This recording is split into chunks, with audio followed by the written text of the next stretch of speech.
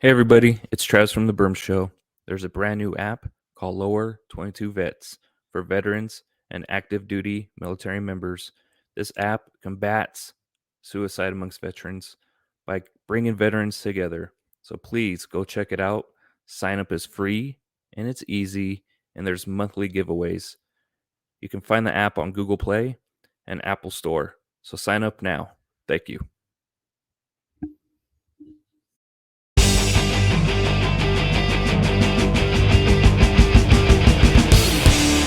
All right. Hey, everybody. It's Travis with the Bourbon Show. We're here today with Will from Caritas Apparel. Is that the correct way to say it? Yep, you got it. Awesome. Yeah, so I'm happy to have you on. It seems like from what we've talked about, you're creating a new business and with a focus on PTSD and issues surrounding that specifically. So if you want to introduce yourself and kind of let everybody know something about you. Yeah, absolutely. Well, thank you for having me on. I'm excited to talk about this topic. Try to raise some awareness as well as talk about the socks a little bit. But my name's Will Highland. I'm the founder of Caritas Apparel, launching July 12th. So our goal is to make socks to make the world a better place. Essentially, uh, we partner with 501c3 charities to donate 20% of proceeds with every pair sold.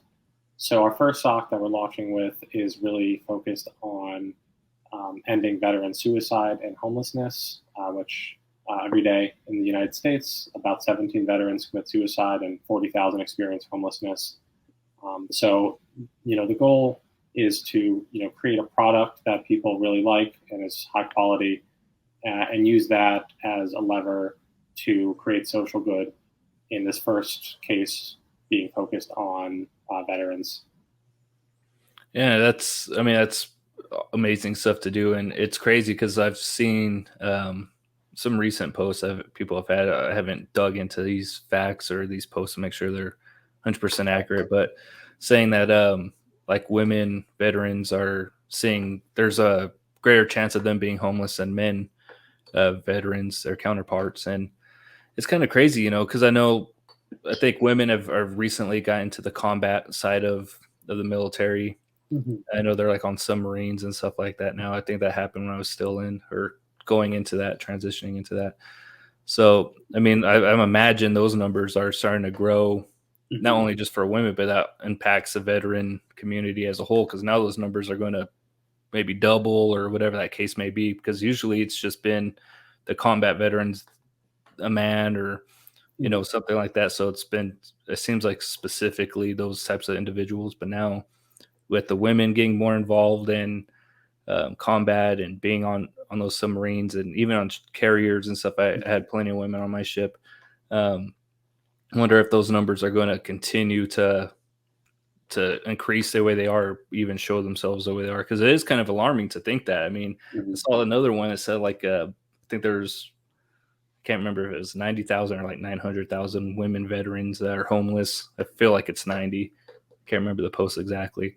But it's like that's a staggering amount of individuals that are on the streets. Yeah, it's really kind of shocking to think about, and I think that just your average person, your everyday person, doesn't really cross their mind too much when you think about veterans and service members. A lot of the times you think about folks overseas or they're deployed, but the battle doesn't end on the battlefield. When soldiers come home, they're at increased risk for homelessness and suicide due to a number of underlying issues, such as post-traumatic brain or post-traumatic stress, traumatic brain injuries, substance abuse. I was looking up a few statistics prior to this, and you mentioned women, and one number I found was that 40% of women have reported either military sexual trauma or sexual harassment during their time.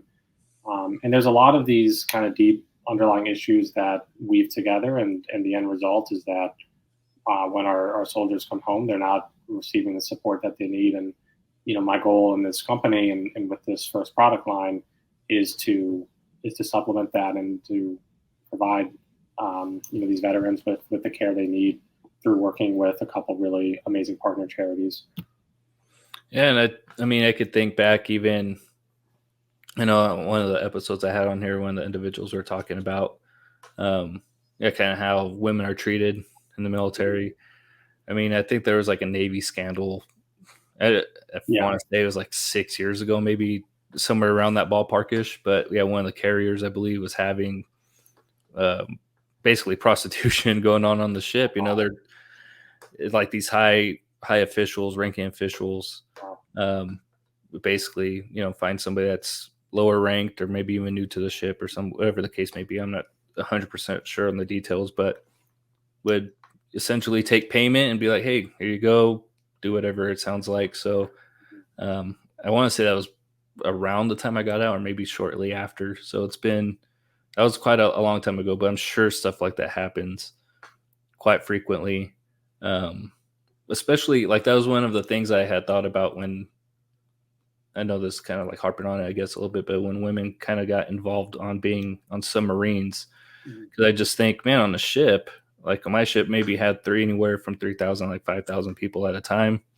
So I mean, but it's open, you're not underwater the whole time. So there's like people to reach out to. And I feel like, Mhm. I don't know how many people are in a submarine, but I feel like, man, you're underwater. That's a very tight, quartered type environment. And I'm Mhm. sure there's a lot of like, hey, don't say nothing or else this person will do something. And it's, a little bit more secretive than other branches or other parts of the military. Yeah, yeah. And I guess from your experience, like, can you tell me a little bit about, like, I guess the culture and how that might impact females more, or it's definitely not an easy job, and us civilians are very thankful for everything that veterans do and have done. But I just would be curious, to learn a bit more about like your experiences and how you think that might play into some of these issues, or just from what you've seen or folks you know. hmm Um, I mean, I think when I reflect back on my time in the military, it wasn't bad. I think Mhm. in the moment, everybody thinks it sucks when you're when you're in it. It's like having a bad job and you're just like, God, it sucks or whatever. But Mhm. Mhm. yeah, definitely in the moment, it's like, man, what the hell? This is the worst thing ever. Especially when you're on deployment and all you see Mhm. is just water constantly. It kind of messes with you a little bit psychologically. But um, yeah, I can't think of any specific time where it was like Mhm. anything crazy happened. Uh, a good way for me to explain it, it's because I didn't go to college right away. I went to college after I got in the military. That was probably my college experience. It almost felt like a fraternity in some aspects. I would imagine, like especially in port. Same thing when you're on deployment, but you go to countries and you're 18, 19 years old, and Mhm. there's older folks obviously as well. But you mean you're drinking all day, you're partying, and then you wake up and you work the next day, like a 12, 16-hour shift, whatever it may be. It's kind of just like a cycle. It just seems like it happens. Mhm. I know the people that I worked with, I'm not sure if anything bad happened back doors or anything like that behind closed doors, but it seemed pretty cool. Like we had a pretty good group of people when I was in. It seemed like everybody got along for the most part. Even if you didn't like somebody, you'd work with them.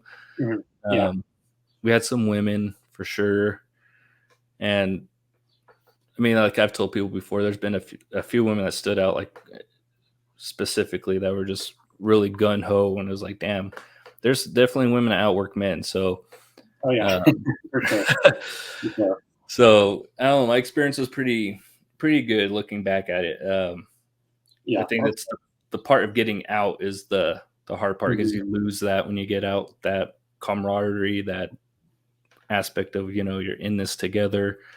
Yeah. Um, and it's hard to duplicate that. If a number of us have talked about that throughout some of the shows that we've done so Mhm. far, is kind of duplicating that is extremely hard to do, and it can get really lonely. Um, I believe it was Matt that I had on a while ago, a couple episodes ago. He said, I've never heard anybody describe it like this, but I thought it was perfect. He said he kind of felt like an alien when he got out of the military, like he just dropped one day and didn't know really what to do. And that's I think that's the hard part is when you get out, it's like, what do I do? Because you've done something so Yeah. repetitively every single day for 300, or 4 years or whatever, how many years it is. So it's hard to duplicate that. Yeah, and I think that's definitely one of the causes behind a veteran homelessness and suicide is once you leave the service, what's your mission? You lose that, as you said, that camaraderie, that mission and kind of purpose, and at the same time, there's not always a clear path of how your skills will translate from military service into civilian life and how you can kind of leverage those. So I think that is definitely one of the big challenges that a lot of veterans face is in that transition period. What do you do? How are you going to apply the skills you've learned? What's your new purpose, right?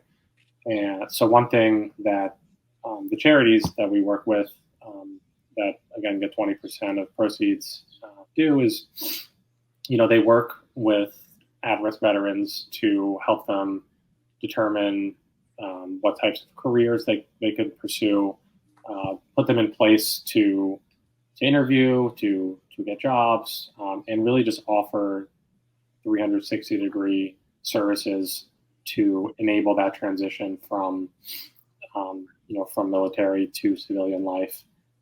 Some cases are more extreme, right, where the vets are battling post-traumatic stress or traumatic brain injuries, and the level of care needed is a lot deeper. So one of the charities, Mission 22, I would encourage everybody to go check them out. They're a really great organization.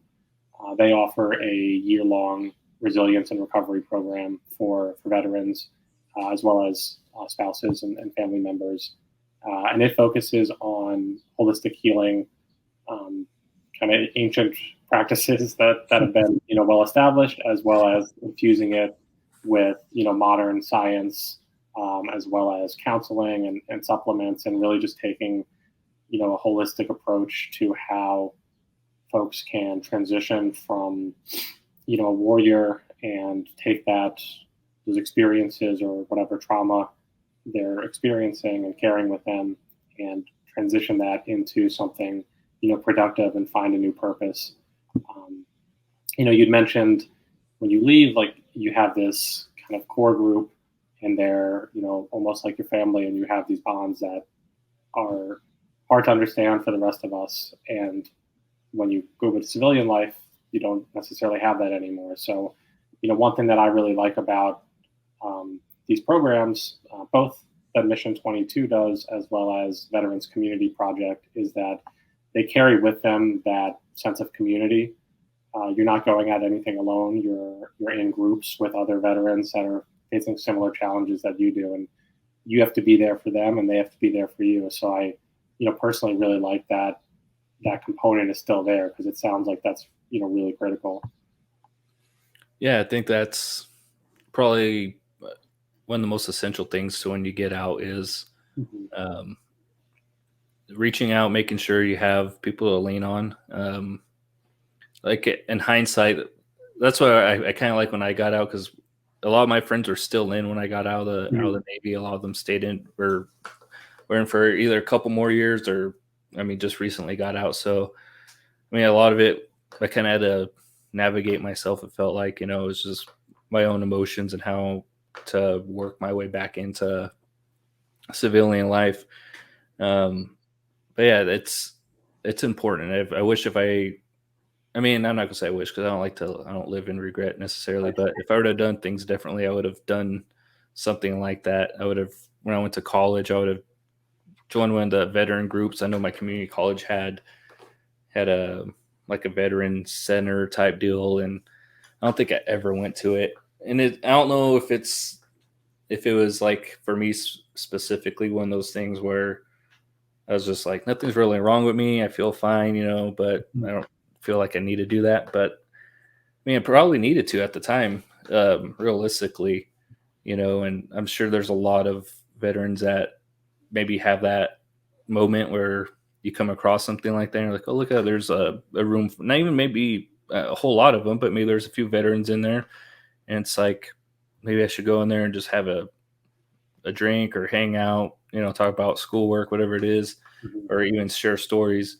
But then you decide not to. And I don't know exactly why you wouldn't do it. I don't remember exactly why I didn't. I'm sure it just had to do with like, oh, that's my past. I don't really need to like Hmm. spill my heart out to people. Maybe that's what I thought it was. I can't recall, but Yeah. um, I mean, I feel like that's really a big piece too, is that there's so much like stigma around asking for help or just being open about these issues, and a lot of veterans just kind of carry it on their shoulders, and for some it can just like, escalate and go down a bad path, right? So, um, raising awareness on these issues, breaking the stigma around talking about it, I think is really important, because for folks that need help, you're not going to get it unless you're willing to seek it, right? Or you have a really strong community around you that'll kind of tow you in the right direction.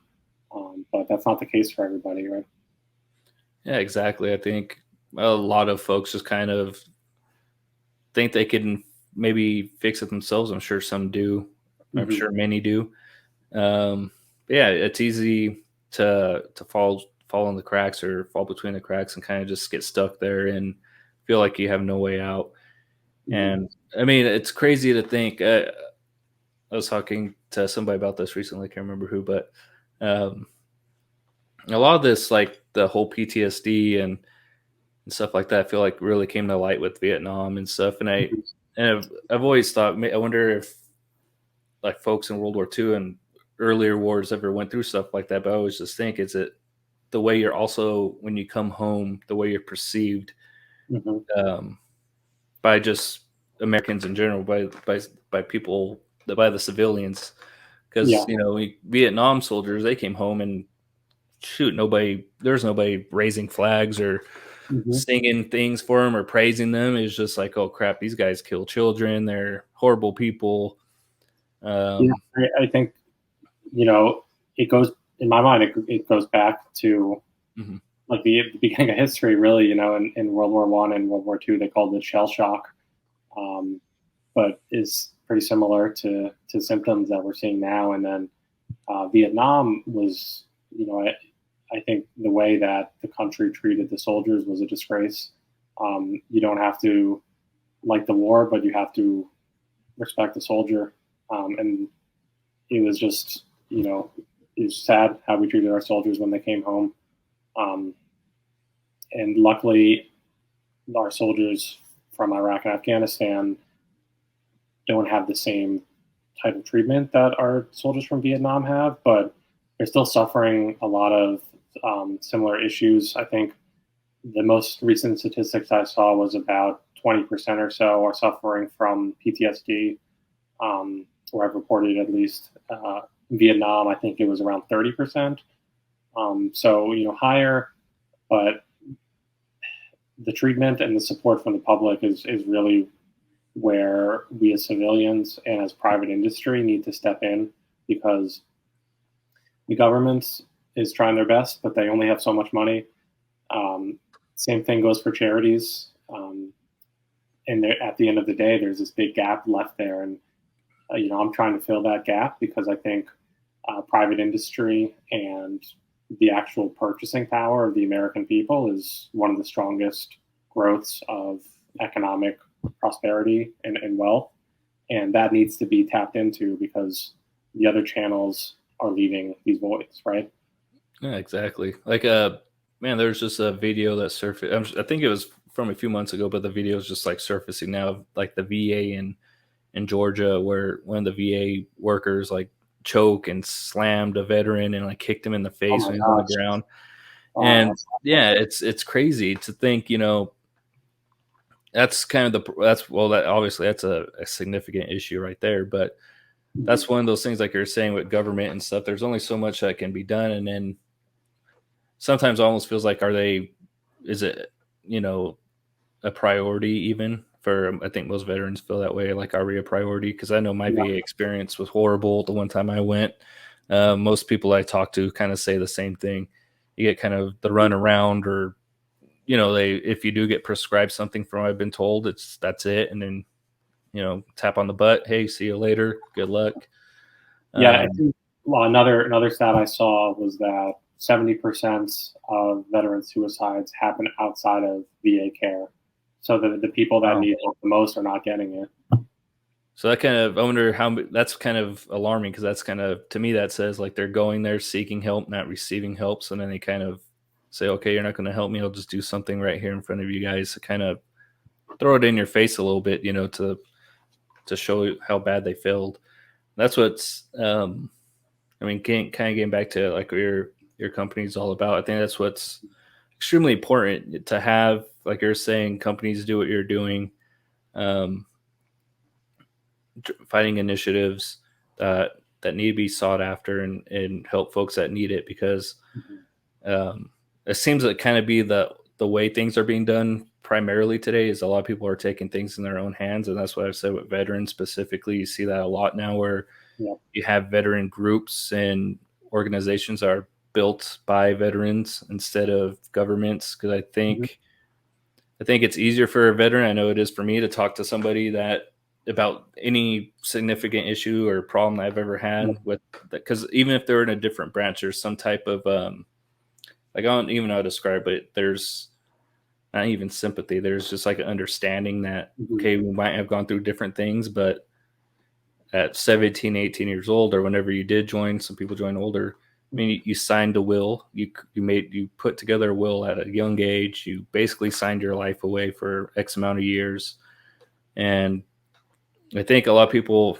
That's one of the funny things. This is kind of getting off topic a little bit, but always hear like, "Oh, you decided to join. You decided to do that," and I totally get that. Like, I understand the argument, but Mhm. at the same time, it's like doesn't mean that's just because you sign up to do something that you should be looked down for doing it.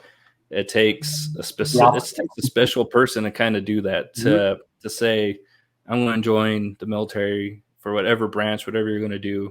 And I said the same thing recently with like cops being a law enforcement or first responder.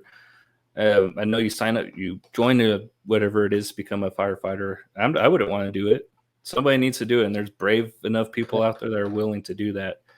And I think it's sad that there's people that look down upon people that are willing and able to do that stuff because it's not common. I mean, I think the military it's like less than 1% of the U.S. population joins the military, so it's a very small select group of people that will do it for whatever reasons as well. Yeah, and that's I think that's like the beautiful thing about this country, right? Is that you have a few brave people that are willing to take on that burden, so the rest of us can live free and say dumb things and just be free, right? Because freedom isn't free, and we're only here because of the sacrifices that veterans make and that their families make, right?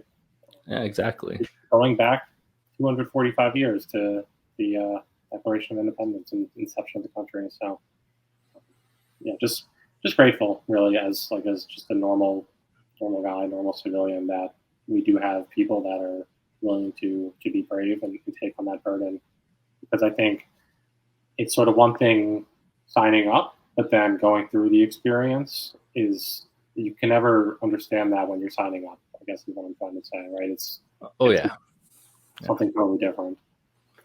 Oh yeah, completely. When I joined the military or Navy, I thought it was gonna be not completely different than what it was, but I had kind of a different idea what it was going to be because Hmm. my grandfather was in the Navy, so I always kind of thought that's how it would be, more of how he described it. But I mean, there's some similarities, but there's some differences also. Like I boot camp was not extremely hard, I Hmm. guess. I mean, it was different, and I mean, definitely ran a whole lot and worked out like insane Yeah, amounts and I we bet. had a really strict chief, so we couldn't eat cereal, drink soda. It was just strictly water and like no. They come around like a brownie cart, like different desserts. None of that stuff. He was just like, nope, can't put any of that garbage in your body. So it was like really tight ship when I was in boot Hmm. camp. And then you get like tear gas. I'm not even sure if I'm supposed to say that legally, but you get tear gas in boot camp. But nobody told me that was going to happen. I was like, holy Yeah, shit, this is yeah. nuts. Um, like this is an experience I was not mentally prepared for. But then when you get to the ship, like there's like I was recently back in Coronado where I was stationed, and it's kind of nostalgic to be there again. But the experience when you walk up to the ship I was on, was the USS Nimitz, this huge, humongous, Mhm. gigantic carrier. I'm just walking up to it that day, getting out of the cab, like, holy crap, this is where I'm going to live for like the next 4 years. That's where I'm going to work. That's where I'm going Yeah. to sleep. And they don't really like even prepare you for that, because when you're in boot camp, I mean, you share racks. I think it's a double rack, and then but A school, when you go to A school, it's kind of like to kind of learn about your rate or your MOS, and you're like in barracks, so you got like an actual bed. So it's like, all right, it's like Navy's not bad. Yeah.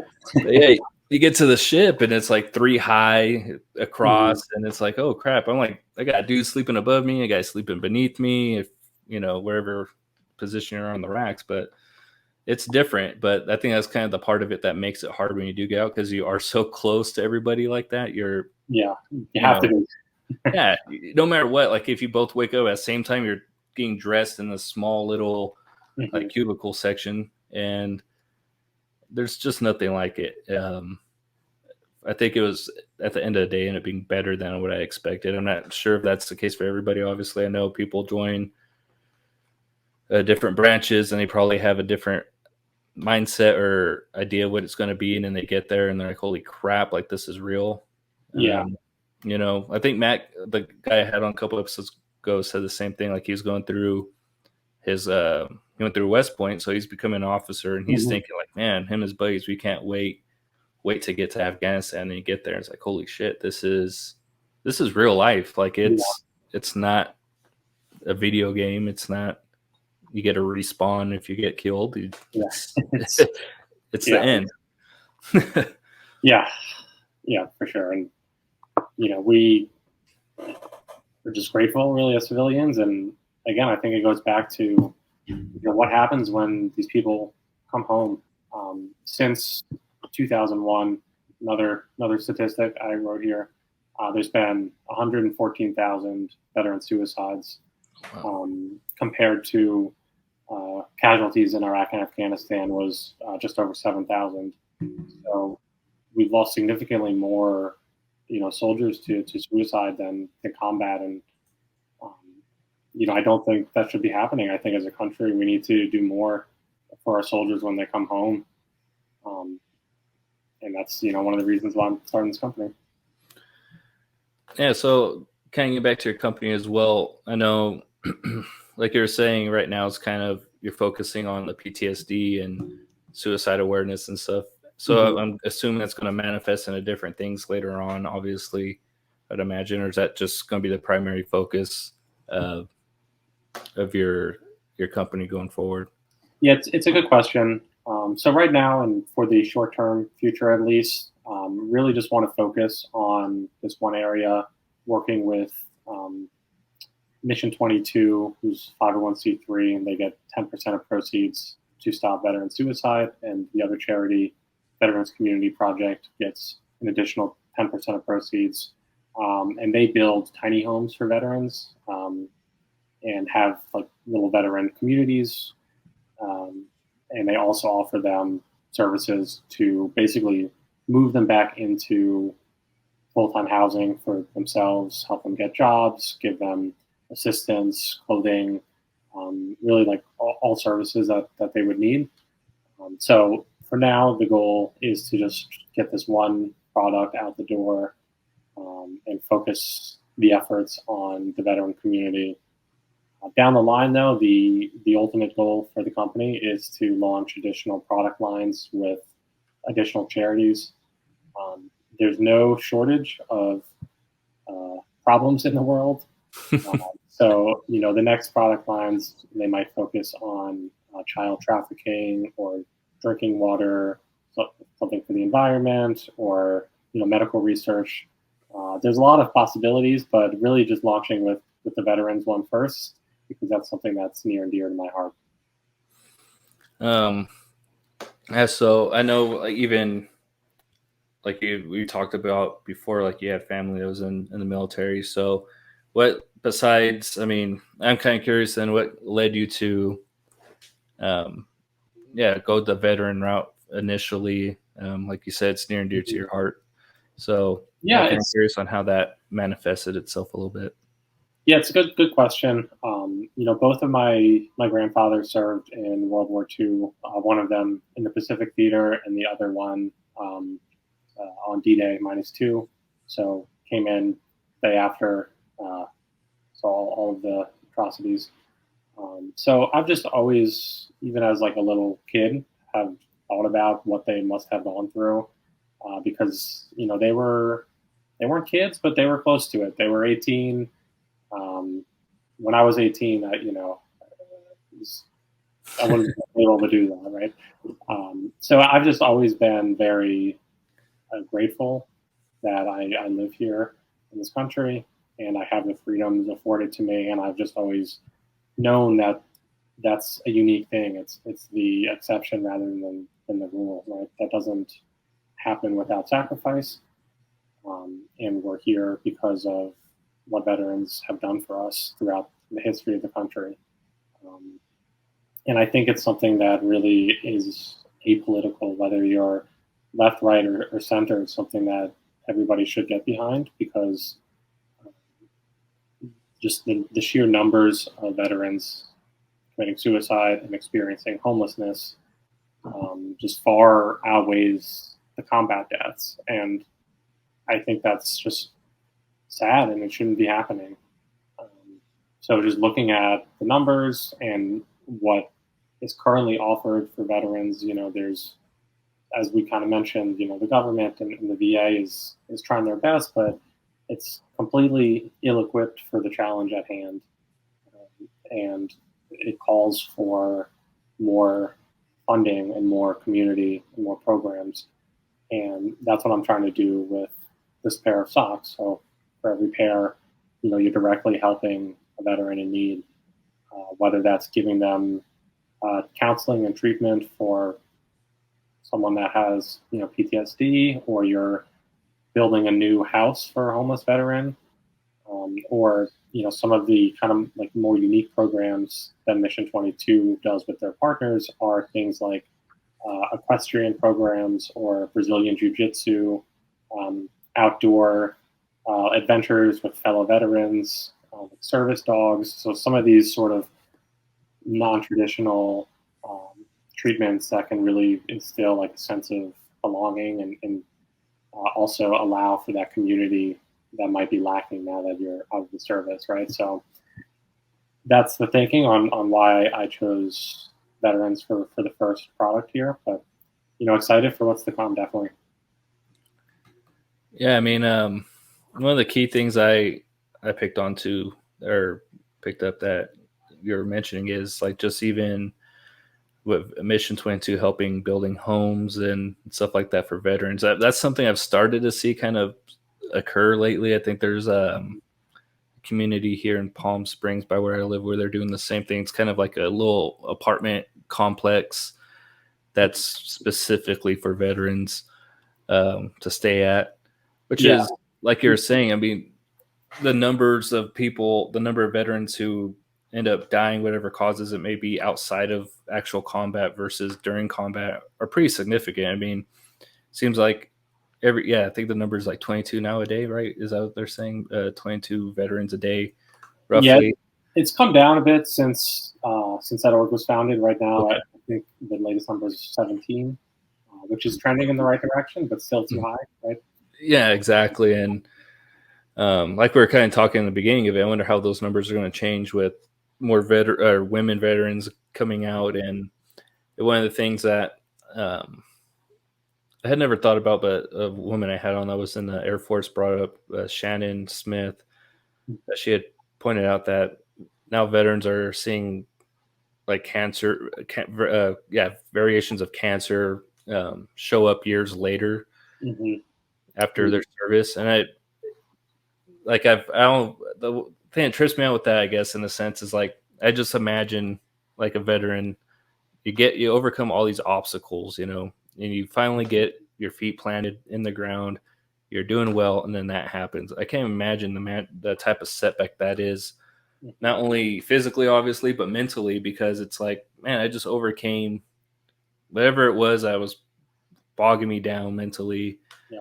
Uh, maybe went through suicide type events where you might have attempted to do it or thought about it.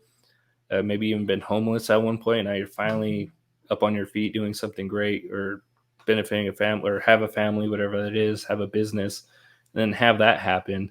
Hmm. So I feel like a lot of these numbers are going to change in the coming years, just because there's a lot more data coming out with different long term effects and Hmm. with the short term effects that people are having. So that's going to be interesting to see. And I mean, hopefully that number keeps going down, because I can only imagine being that individual. Now you're 40 something, 50 something, and you're being Hmm. basically got a death sentence for something that occurred while you were in. Now that regret of even joining probably sinks in even a little bit more. Yeah, and it's in a way similar to what we're seeing with first responders from 9/11, where there are these long-term chronic impacts, but then when these folks go to get treatment, it's really hard to actually to get that and to get compensated because of the amount of red tape that you have to go through to receive that. So I think having these really good 501c3 charities is more important than ever. One another stat too. You mentioned women in the service, and um, kind of on the same vein a little bit, looking at the LGBTQ community specifically within veterans.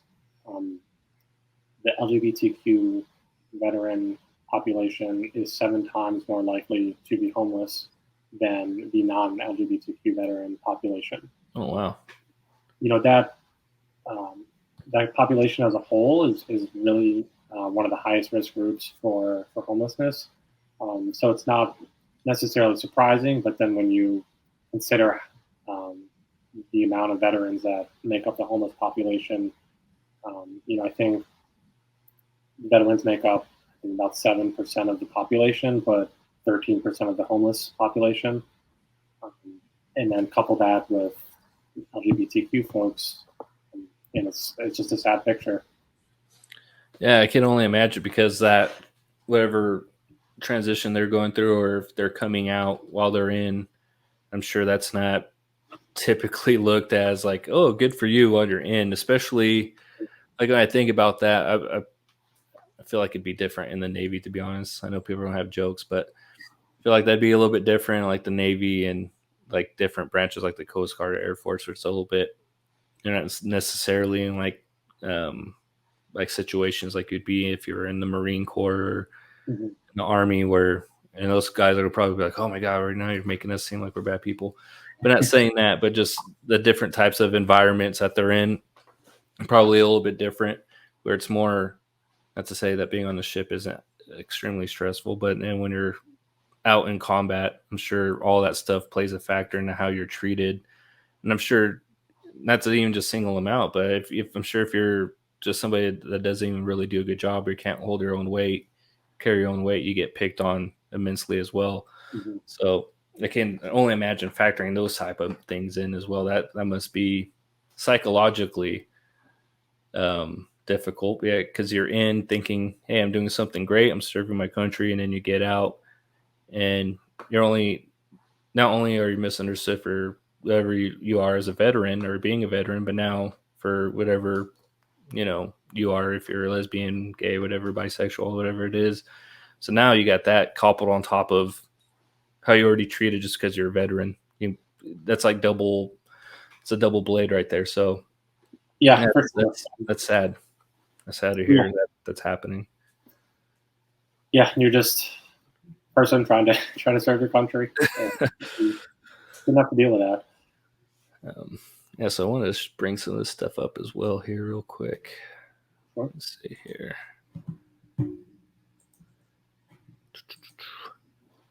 All right, so here's the Mission 22 that you were talking about earlier. Yeah, yeah, great. So if anybody's just listening to the podcast, I mean, go to mission22.com. As Will was saying, they got a whole bunch of stuff on here for veterans, families, communities. It looks like you can a whole bunch of different type of outreaches in here. Um, Oh yeah, look at this. They got like bike riding and all this kind of stuff. Paintball Yeah, they tournament. do a lot of really neat stuff, definitely.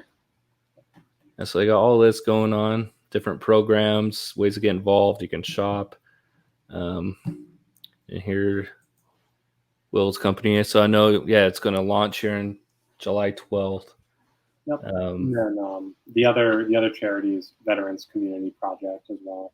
If you want to don't mind bringing that one up. okay. I also show them your Instagram here. Appreciate it.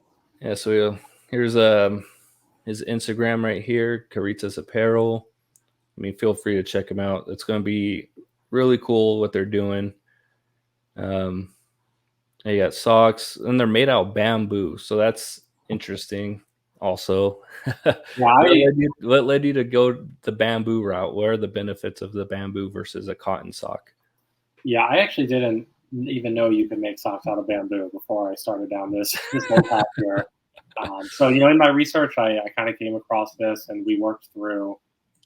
It took about 2 years of product development to really land where we are now. But to answer your question, bamboo compared to cotton is a lot softer. It's also naturally antibacterial, as well as moisture wicking. So it can handle moisture, a lot better if it's hot outside or cold. They just kind of let your feet breathe better. Um, it's like a calf length sock, so you can use it to dress up or dress down. But I'm a big basketball player, and I've tested them out on the streets of Philadelphia, and they perform well on basketball. They have a reinforced heel and toe because that tends to be where socks always ultimately meet their demise. So the heel and toe have this terry stitching that's really comfortable, thick, as well as they have integrated arch support. So the middle of the sock has like an elastic stitching in it to just make it a bit more comfortable. They're also really stretchy. I wanted to actually make a sock that fit a lot of different sizes and types of feet. So for me, I have always had like very colorful socks in my like professional career. I've just been like the sock guy. So building one that was like really stretchy and comfortable and looks good was important. So it took way longer than I wanted it to, but where we landed now with the product, I'm really happy with, and just very excited to get it out there and see what people think. But at the end of the day, the sock is great. It's important, but really the mission is to help veterans in need.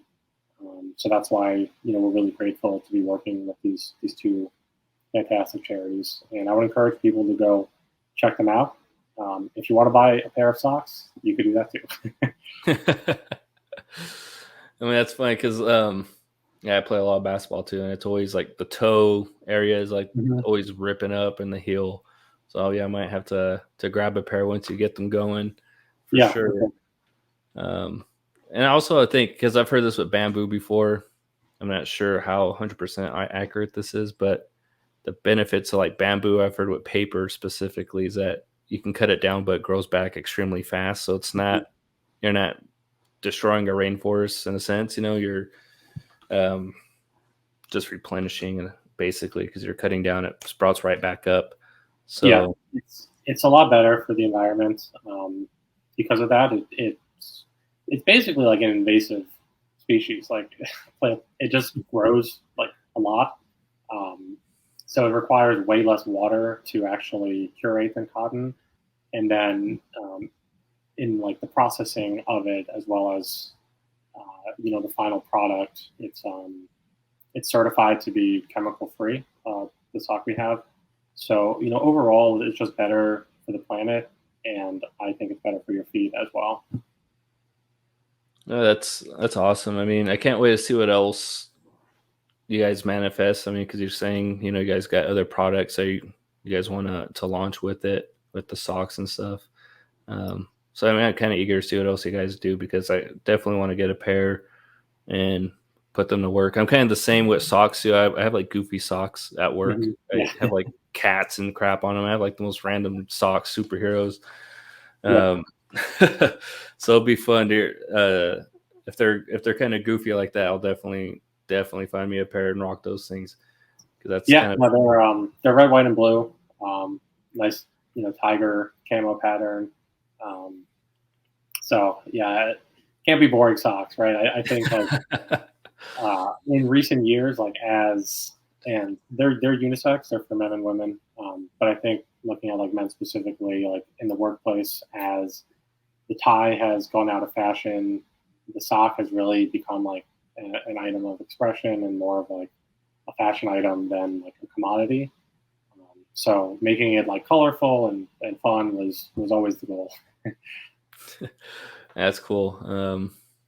But yeah, so yeah, I don't want to take up too much of your time here. So yeah, I'm happy you came on and talked about what your business is and the long term goal with it. I think it's important, like you were saying. I mean, there's a lot of staggering numbers out there. I'm actually looking at your Instagram right now, like you have it on here, the PTSD awareness. How many veterans have PTSD? Of the 30% of Vietnam veterans, 12% of Desert Storm, 20% of Iraq and Afghanistan. And I wonder how many of those folks, I'm sure there's a statistic out there showing this as well. Out of those 20%, 12%, 30% of folks actually commit suicide, and how many of them actually find their footing, because that's, I wonder, I'm sure those numbers are pretty staggering as well, because it might seem like it's a small number, 12%, specifically for a Desert Storm might seem small, but how many of those folks have taken their lives out of that 12% of folks that served during that time? I'm sure that percentage of that 12% or the percent of that 12% is pretty staggering. So I wouldn't be shocked. Um, so yeah, thank you again for coming on. I'm not sure if there's any parting words you want to share to everybody. I know you got your socks, the charities are donating to. So Yeah, I mean, well, thank you for your service and thank you for having me on. I think it's fun talking to you and raising awareness on these issues. I think today 17 veterans will commit suicide, and tonight 40,000 will be homeless, and that's going to continue tomorrow and the next day, and those numbers add up. So I would encourage listeners to go check out these charities, buy a pair of socks if you want, and just thank you so much for having me on.